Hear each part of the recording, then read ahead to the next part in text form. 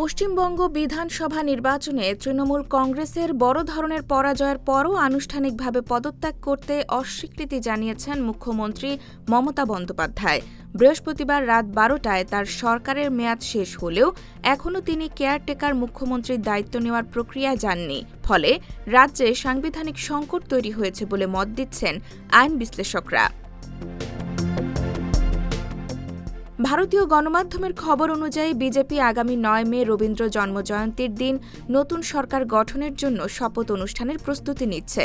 তবে এর আগে 24 ঘণ্টার জন্য পশ্চিমবঙ্গে রাষ্ট্রপতির শাসন জারি হতে পারে বলে মনে করছেন সংবিধান বিশেষজ্ঞরা।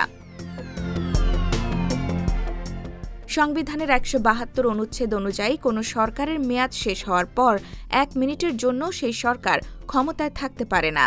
সাধারণত নির্বাচনে হারের পর মুখ্যমন্ত্রী রাজ্যপালের কাছে পদত্যাগপত্র জমা দেন এবং নতুন সরকার শপথ নেওয়া পর্যন্ত কেয়ারটেকার সরকার হিসেবে দায়িত্ব পালন করেন। কিন্তু এবার পশ্চিমবঙ্গে সেই রীতি মানা হয়নি। এদিকে রাজ্যের মুখ্য নির্বাচনী কর্মকর্তা ইতোমধ্যে নির্বাচিত 293 জন বিধায়কের গ্যাজেট নোটিফিকেশন রাজ্যপালের কাছে জমা দিয়েছেন। এখন সংখ্যাগরিষ্ঠ দল হিসেবে বিজেপিকে সরকার গঠনের আহ্বান জানাতে পারেন রাজ্যপাল। IBTV USA, new York.